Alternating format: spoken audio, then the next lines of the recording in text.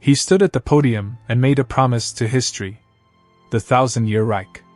A civilization that would outlast Rome, outlast Christianity, outlast every empire that had ever carved its name into the stone of human memory.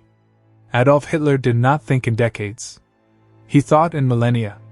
He saw himself not as a politician, not even as a conqueror, but as the founder of a new order of human civilization, one that would endure for so long that the world before it would eventually be forgotten entirely. It lasted 12 years. 12 years? The span of a child's education. The length of 3 American presidential terms. A single human adolescence. Into those 12 years was compressed the most catastrophic sequence of events that Western civilization has ever produced: a genocide, a world war, the systematic murder of 6 million Jews and millions of others, the physical destruction of half of Europe, and a moral wound in the human story that has never fully healed and perhaps never will. How does something like this happen? How does a civilization that produced Beethoven and Goethe, that gave the world the printing press and the Reformation, that stood at the absolute pinnacle of European science, philosophy, and culture in the early 20th century, how does it produce Adolf Hitler? How does it follow him? How does it become, in the space of 12 years, the instrument of the most systematically organized evil in modern history? These are the questions that William Shirer spent his career trying to answer. Shirer was not a distant academic reconstructing events from archives. He was there, a journalist in Berlin through much of the Nazi period, present at the Nuremberg rallies, present at the trials that followed, one of the very few Western historians granted full access to the secret German archives that the Allies captured intact at the war's end. He saw the machinery of the Third Reich from the inside, and he spent the rest of his life trying to explain what he had seen. What follows is that story. The story of 12 years that were supposed to be 1,000. The story of how a democracy destroyed itself. The story of how ordinary human beings became instruments of extraordinary evil. And the story of how it ended, not in the triumph Hitler had promised, but in the rubble of Berlin, with the man who had promised a millennium dead by his own hand in an underground bunker, the city above him burning, the civilization he had claimed to be building reduced to ash. To understand Adolf Hitler, you have to understand the world that produced him. And that world begins not in 1933, when he came to power, but in November 1918, when Germany lost the First World War. The Germany of 1914 had been the most powerful nation in Europe. Its military was the finest on the continent. Its economy was the most dynamic. Its science and culture led the world.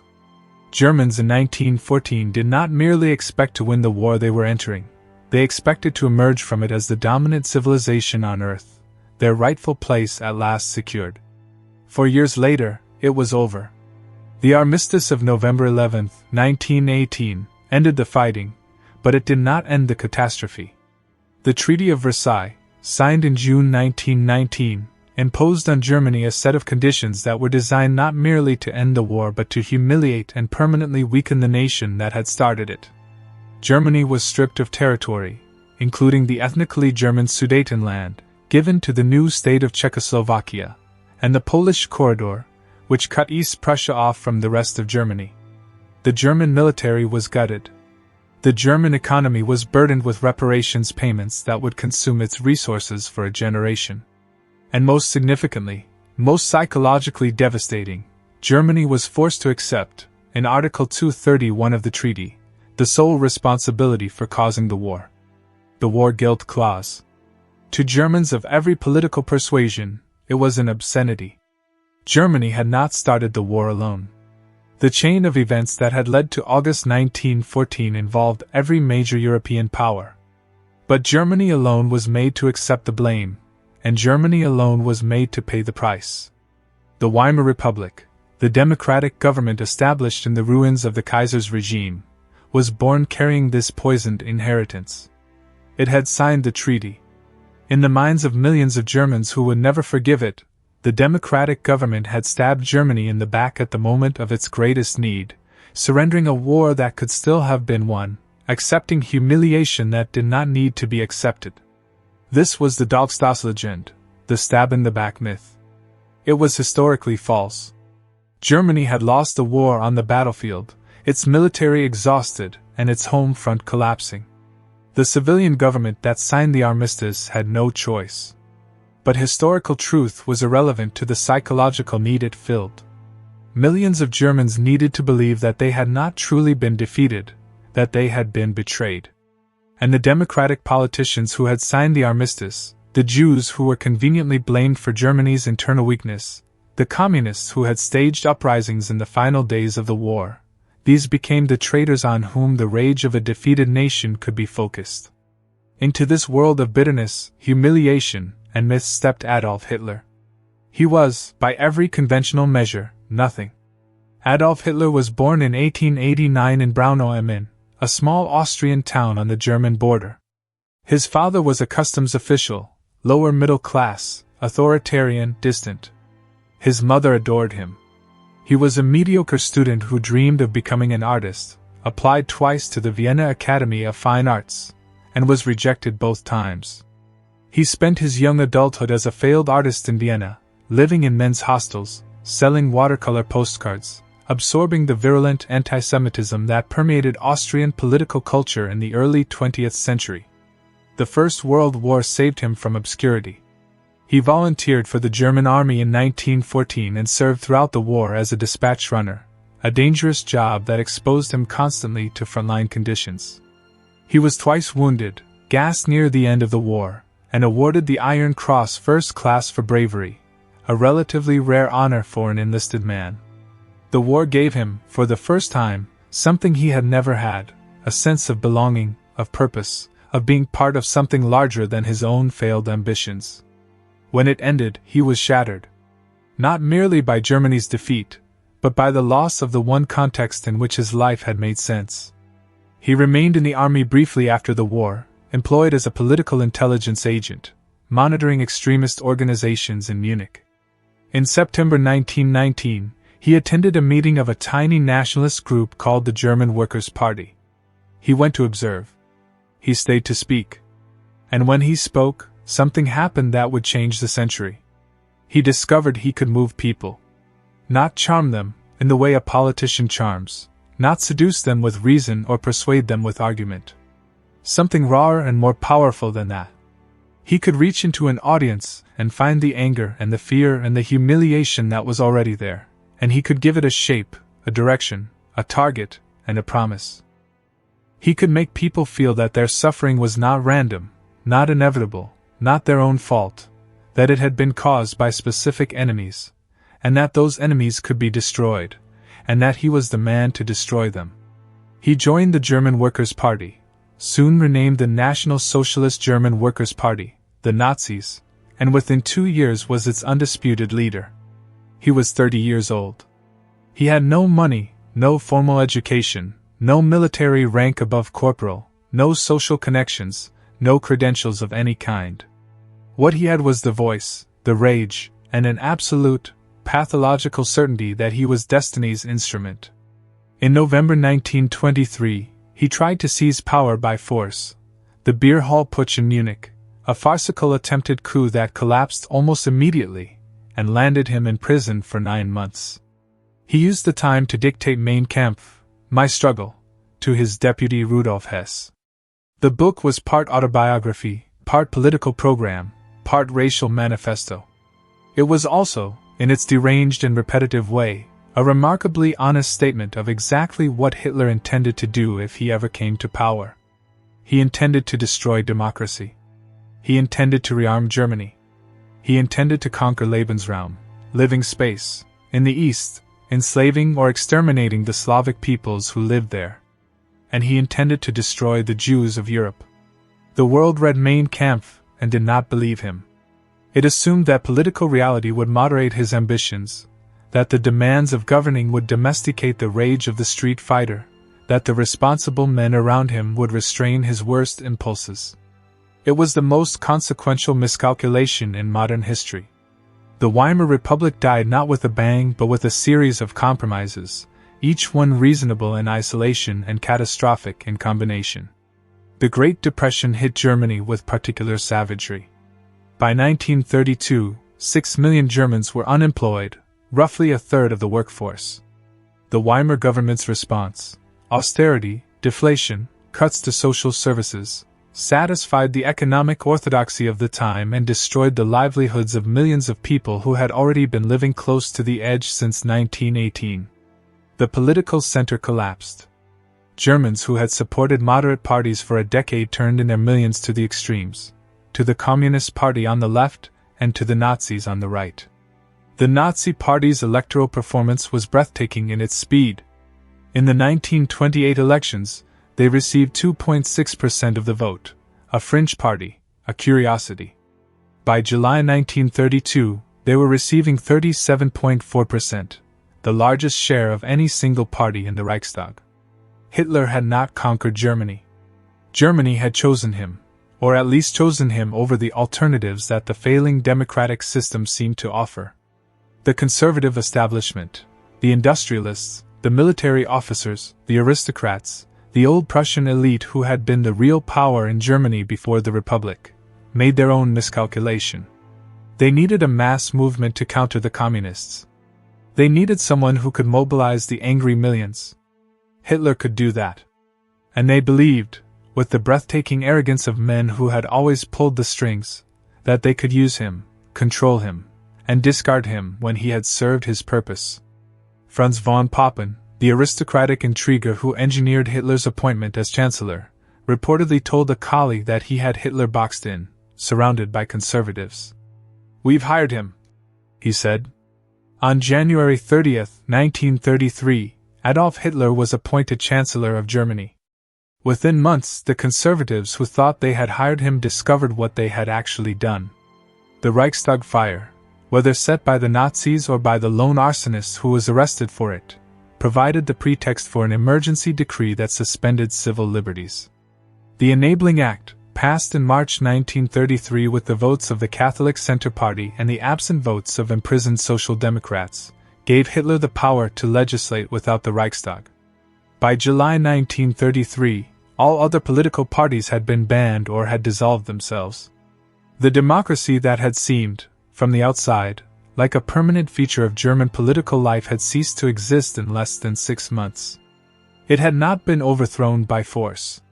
It had been legislated out of existence by its own institutions, operating under the psychological pressure of violence and the political pressure of crisis, surrendering their authority piece by piece until there was nothing left to surrender. The Third Reich was not simply a dictatorship. It was something more sophisticated and more terrible. A system in which the terror was decentralized, competitive, and ultimately self-reinforcing, in which ordinary people became instruments of extraordinary violence not through direct orders but through the logic of a system that rewarded brutality and punished restraint. At its apex was Hitler, the Führer, the leader, whose word was law and whose will was, in the ideology of National Socialism, the expression of the German people's deepest aspirations. But Hitler was not, in the conventional sense, a hands-on administrator. He set the direction, established the tone, made the irreversible decisions, and then left the implementation to subordinates who competed ferociously for his favor and for power within the system. The SS, the Schutzstaffel, originally Hitler's personal bodyguard, grew under Heinrich Himmler into a state within the state, controlling the concentration camp system, the Gestapo's secret police, the racial purity programs, and eventually a military force that rivaled the regular army. Himmler was perhaps the most dangerous man in the Reich after Hitler, not because of his charisma, which was minimal, but because of his organizational genius and his complete, bureaucratic commitment to the racial ideology that Hitler had articulated. The Gestapo, the Geheime Staatspolizei, the secret state police, became the instrument of political terror. Its reputation for omniscience was largely self-created. In reality, the Gestapo was understaffed and relied enormously on denunciations from ordinary citizens, neighbors reporting neighbors, colleagues reporting colleagues, family members reporting family members. The terror worked not primarily because the state was watching everyone, but because everyone knew that anyone might be watching them, and that the consequences of being reported were catastrophic. The concentration camp system began as a network of detention centers for political opponents, communists, socialists, trade union leaders, journalists, clergy who refused to submit. As the regime consolidated, the camps evolved. They became instruments of racial purification, then instruments of economic exploitation, and finally, during the war, instruments of systematic mass murder on an industrial scale. And through all of it, the propaganda machine ran continuously. Joseph Goebbels, the Reich Minister of Propaganda, brilliant and cynical and utterly devoted to Hitler, understood something profound about modern mass communication, that reality is what people can be made to believe, and that belief can be manufactured. The Nazi propaganda apparatus controlled newspapers, radio, film, theater, music, art, and architecture. It created a total aesthetic environment in which the ideology was not merely communicated but experienced. Nuremberg rallies with their cathedral of searchlights and their 100,000 uniformed participants were not political events but religious ceremonies, designed to produce not rational agreement but emotional surrender. There is no adequate language for what happened. The Holocaust, the systematic identification, isolation, deportation, and murder of 6 million Jews, along with hundreds of thousands of Roma, disabled people, homosexuals, political prisoners, Soviet POWs, and others deemed undesirable by Nazi racial ideology, was not a spontaneous eruption of violence.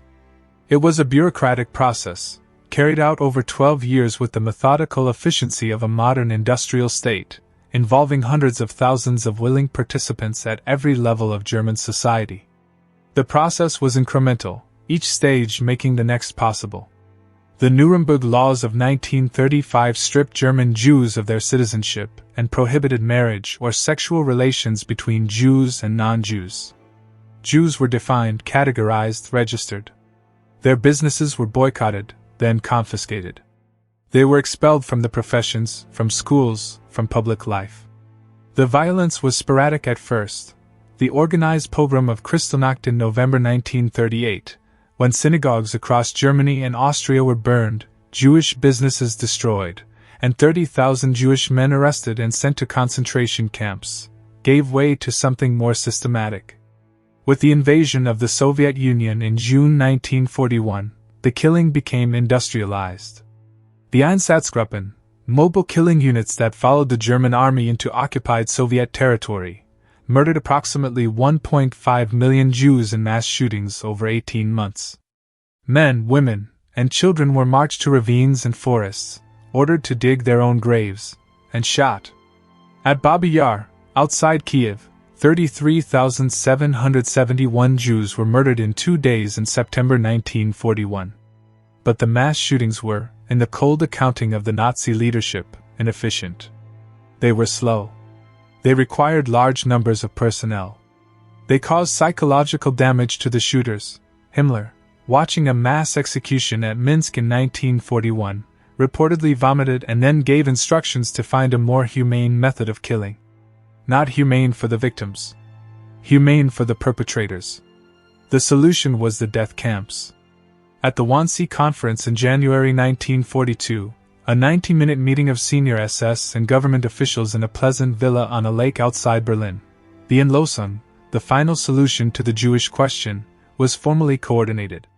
The meeting did not decide to commit genocide. That decision had already been made. It coordinated the logistics, which agencies would be responsible, which rail lines would be used, in what order the Jewish populations of occupied Europe would be processed. The death camps, Auschwitz-Birkenau, Treblinka, Sobibor, Belzec, Chelmno, Majdanek, were built and operated with bureaucratic precision.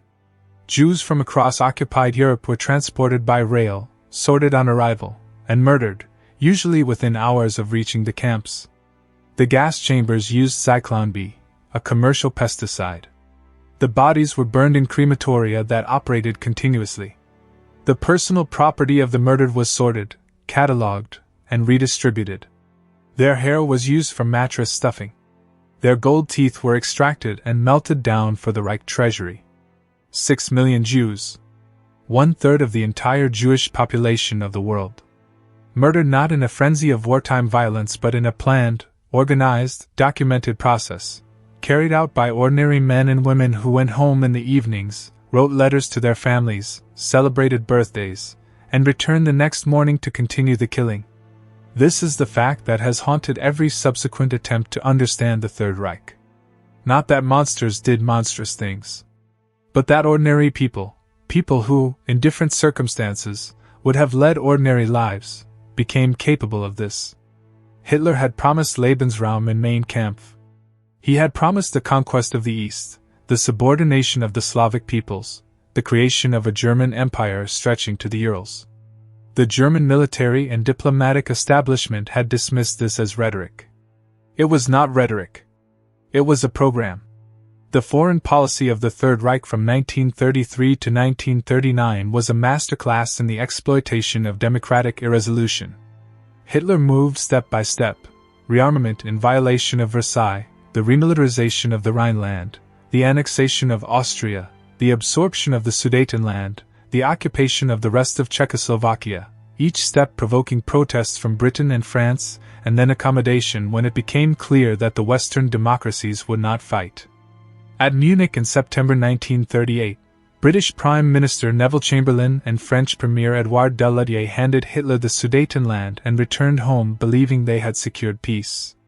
Chamberlain stood at an airport and waved a piece of paper, the Anglo-German declaration that he and Hitler had signed, and spoke of peace for our time. Hitler's private reaction to Munich, as reported by those present, was contempt. He had expected resistance. He had received capitulation. The lesson he drew was that the democracies would never fight, that they were too soft, too comfortable, too afraid of another war to defend anything. He was wrong. On September 1, 1939, German forces invaded Poland. On September 3, Britain and France declared war. The Second World War had begun. What followed over the next 6 years was destruction on a scale that makes description almost meaningless. The fall of France in 6 weeks in 1940, the collapse of what had been considered the finest army in Europe, overrun by the same Blitzkrieg tactics that the French High Command had assured themselves could not work. The Battle of Britain, the Luftwaffe's attempt to bomb the RAF into submission, defeated by the courage of a few hundred pilots, and the strategic miscalculation of shifting the bombing from airfields to cities. The invasion of the Soviet Union in June 1941, Operation Barbarossa, the largest military operation in human history, 3 million German soldiers crossing the Soviet border in a campaign that Hitler promised would be over in 3 months.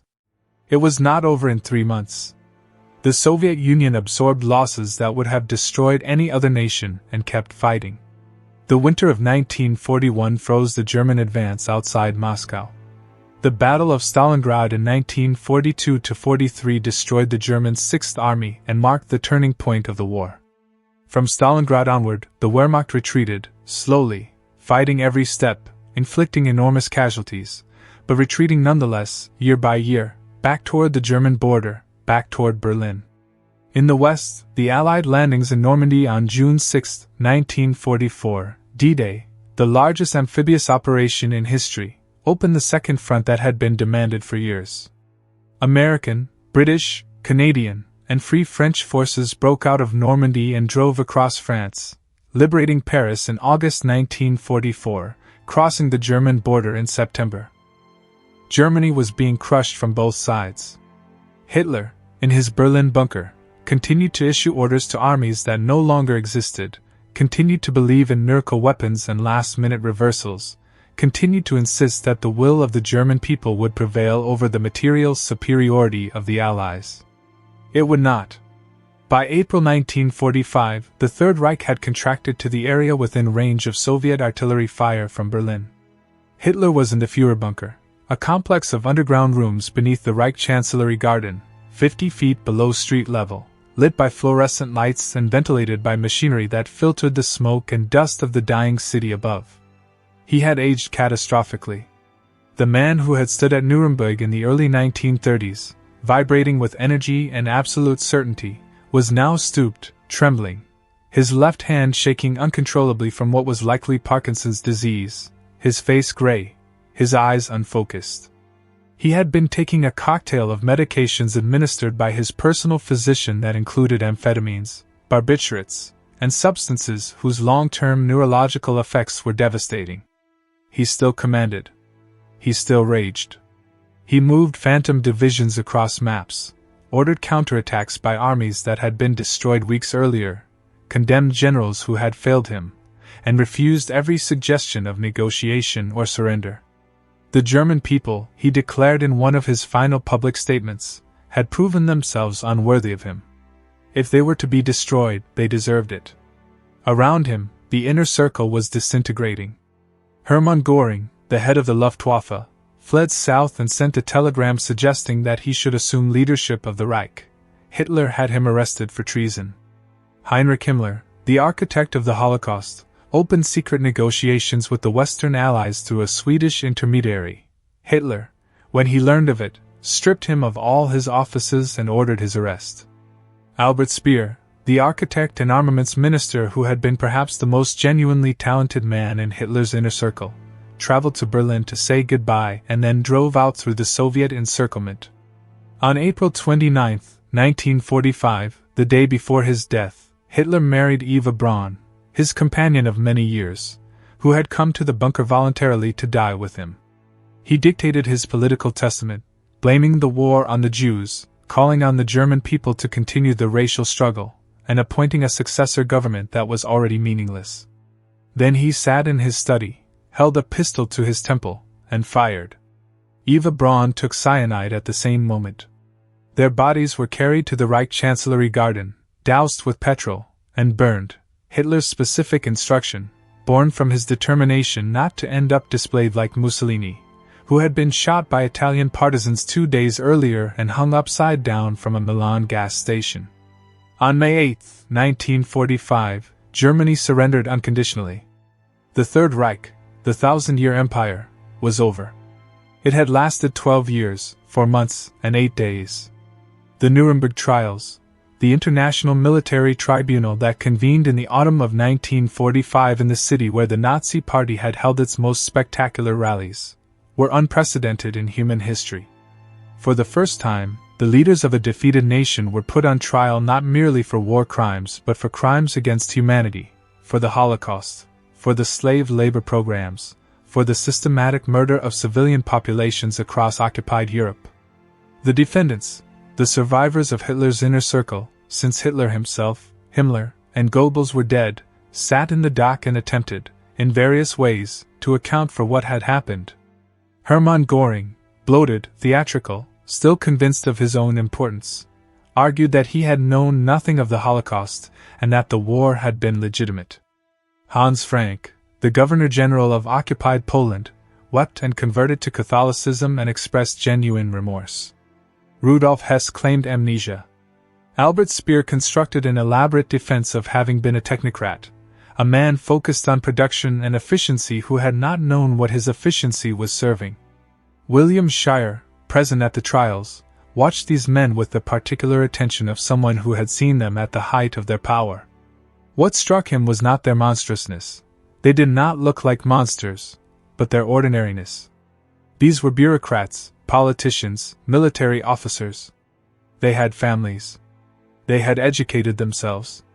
They had, in the world before Hitler, been the kind of men who ran corporations and commanded armies and governed provinces in every country in Europe. And they had done what they had done. 12 of the defendants were sentenced to death. 10 were hanged on October 16, 1946. Göring cheated the gallows by swallowing a cyanide capsule the night before his scheduled execution. How he obtained it remained a mystery for decades.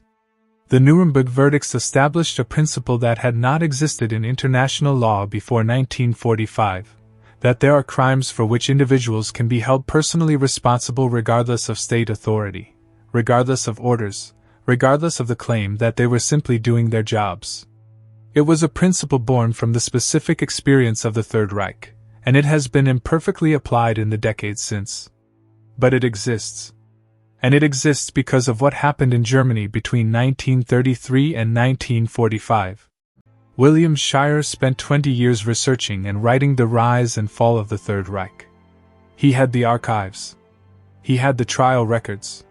He had his own memories of being present as a journalist in Berlin while the regime was constructing itself. He produced the most comprehensive single-volume account of the Nazi period ever written, a book that has sold millions of copies and remains, 60 years after its first publication, the starting point for anyone who wants to understand what happened. But the question he could never fully answer, the question that no historian has ever fully answered, is the simplest and most terrible one. How? How does a civilization do this? How does a country that produced Kant and Hegel, that led the world in chemistry and physics and medicine, that gave humanity Bach and Beethoven and Brahms, how does it follow a failed Austrian painter into genocide and world war? How do ordinary people become perpetrators? How do institutions that were designed to protect human dignity become instruments for its systematic destruction?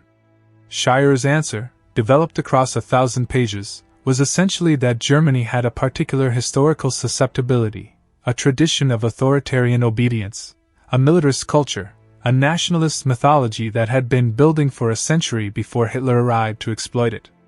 Other historians have argued that Shirer overemphasized German exceptionalism, that the conditions that produced the Third Reich were not uniquely German but could, under sufficient pressure, produce similar results anywhere.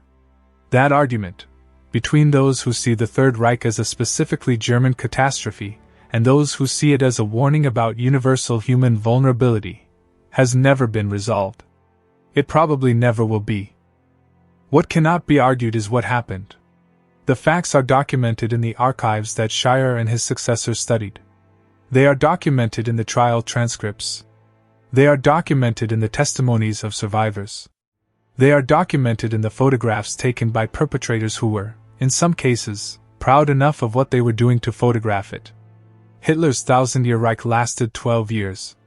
But the questions it raised about human nature, about the fragility of civilization, about the capacity of ordinary people for extraordinary evil, those questions have lasted until now, and will last far beyond us. The Third Reich ended in a burning garden in Berlin in April 1945. The reckoning with what it means has never ended. It may never end.